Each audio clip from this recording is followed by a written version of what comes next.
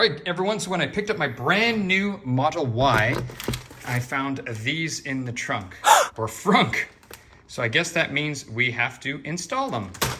So they go right here on this door, right here. So first things first, we want to wash with a stripper type wash. So this way we can get any waxes or anything like that off the paint. We definitely don't want wax or anything like that underneath because it's just gonna make problems with our film.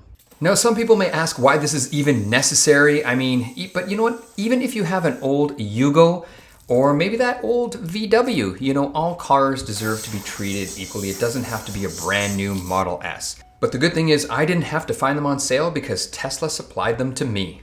Next, to ensure we have no oils, we are going to just use some CarPro eraser. So we just want to make sure there's absolutely nothing left on the paint before our film goes on. Now, I'm still wondering why Tesla would not install them. And actually, you know what? I'm kind of curious. I live in Canada, so the roads are pretty crappy sometimes, especially in the winter. So I'm wondering if the US cars actually have this paint protection film. Do they come with it installed?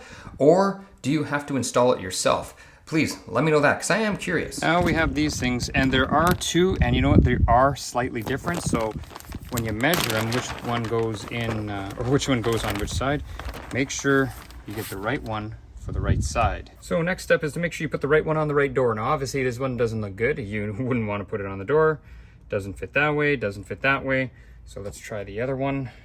And the other one is going to fit nice, just like that. So this is the one we're going to use. So now we're going to spray on our slip solution.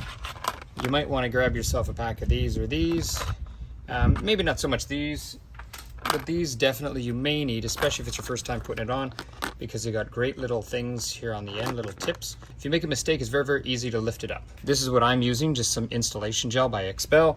I just put it in this bottle here, but you can, if you don't have that, you can just use water with some couple drops of baby shampoo.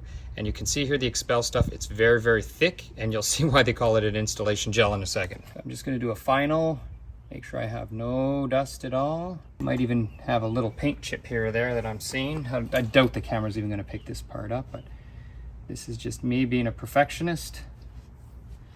This is why this paint protection is so important, especially around wheels. So now we're gonna spray our installation gel on. And you can see it is very, very kind of jelly. That's why they call it installation gel. It just sticks right to the side of the vehicle. I'll give you a close-up. Now here you can see it just looks like it's sticking on. Now I have to say that over time, like if you wait 3 or 4 minutes, it does slowly slide down. I want to make sure I have enough in the corners so it doesn't stick right away. Pull the backing off, and we're going to stick it on. Now this is the most exciting part, and you know what, to be honest, it's actually not that hard. Wait till you see how easy it actually goes on. And you'll see why this gel is so handy in a few minutes, because no matter where we stick it, we will be able to move it around.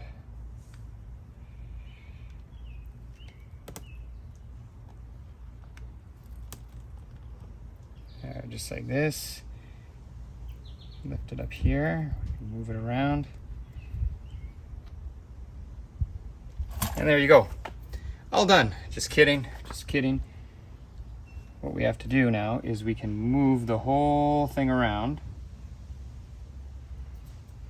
to exactly where we want it, how close we want it to the edge of the vehicle and the bottom here.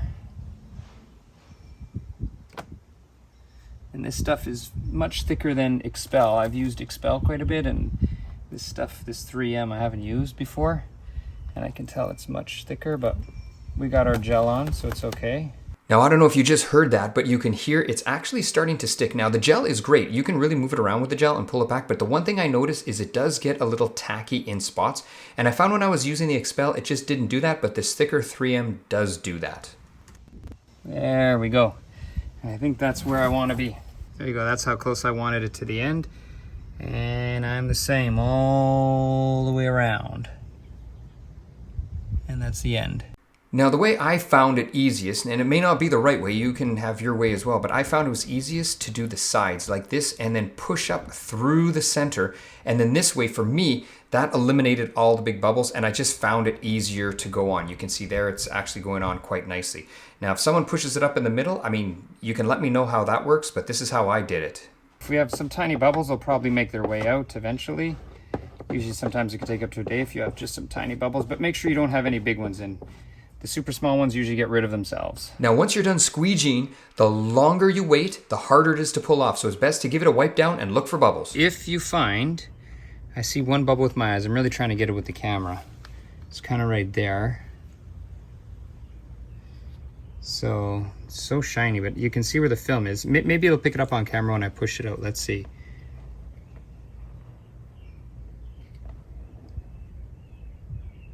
There you go. And you can see that's what we pushed out. So you can just go over it later on and see if you have any of those tiny, tiny little bubbles. Then just push them out. You're done. And it's best to do that before this stuff really cures, because the longer you wait, like I said, the harder it is to do it. Anyway, that is it for the video. Nice short one. Hopefully you've enjoyed. Any comments, leave them below. GarageKing over and out.